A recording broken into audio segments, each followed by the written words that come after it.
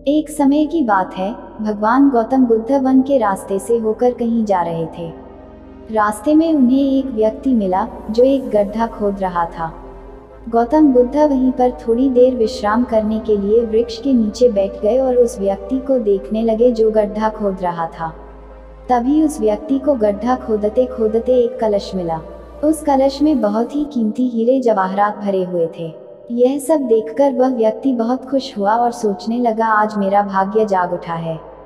उस व्यक्ति ने हीरे जवाहरात से भरे हुए उस कलश को भगवान गौतम बुद्ध के चरणों में रख दिया और कहा, हे भगवान, आपके आशीर्वाद से ही मुझे यह बेशुमार धन दौलत प्राप्त हुई है, इसलिए मैं इनमें से कुछ हीरे जवाहरात आपको भेंट करना चाहता हूँ।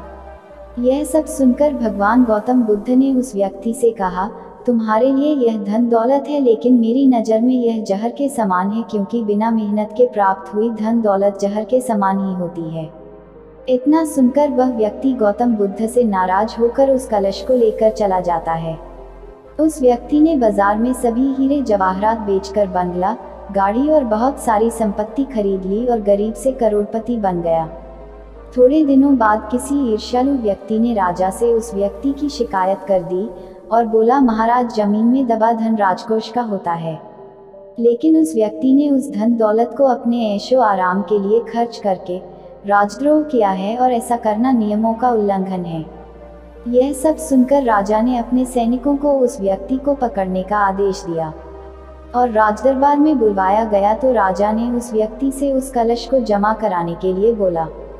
राजा के सामने आकर वह व्यक्ति घबरा गया और उसने सब कुछ उगल दिया कि मैंने सभी हीरे जवाहरात बाजार में बेचकर संपत्ति खरीद ली है। यह सब सुनकर राजा ने उस व्यक्ति से कहा, ऐसा करके तुमने हमारे राज्य के नियमों का उल्लंघन किया है, इसलिए तुम्हें इसकी सजा जरूर मिलेगी। और राजा के आदेश से उसे अपने परिवार सहित जेल में डाल दिया गया और उसकी सारी संपत्ति जब्त कर ली गई। काफी दिनों बाद वह राजा जेल में कैदियों के निरीक्षण के लिए गया।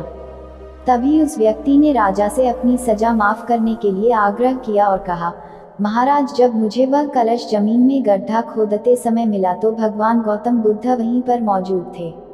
भगवान गौतम बुद्ध ने मुझसे कहा था कि इसमें धन दौलत नहीं जहर भरा हुआ है, लेकिन उनकी यह बात न मानकर मैंने उनका अपमान किया था और आज जेल में रहकर मुझे एहसास हो रहा है कि उनकी बात बिल्कुल सच थी, क्योंकि बिना मेहनत के प्राप्त धन दौलत जहर के समान ही होती है। इसलिए मैं एक बार भगवान गौतम बुद्ध के दर्शन कर उनसे क्षमा मांगना चाहता हूँ। उस राजा ने भगवान बुद्ध को ससम्मान अपने राज्य में आमंत्रित किया और जेल से निकालकर उस व्यक्ति को भगवान बुद्ध के पास लाया गया।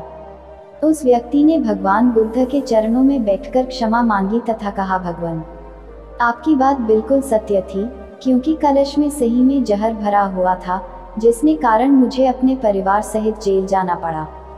भगवान गौतम बुद्ध के आदेश से राजा ने उस व्यक्ति को जेल से रिहा कर दिया। इसके बाद उस व्यक्ति ने उसी दिन से मेहनत से प्राप्त धन से अपना जीवन यापन शुरू कर दिया। तो दोस्तों, ये कहानी आपको कैसी लगी? लाइक और कमेंट बॉक्स के माध्यम से जरूर बताएं। अगर आप इस चैनल पर नए हैं तो चैनल को सब्सक्राइब करना ना भूलें। मिलते हैं एक और ऐसे कहानी के साथ, तब तक खुश रहिए, मस्त रहिए। धन्यवाद।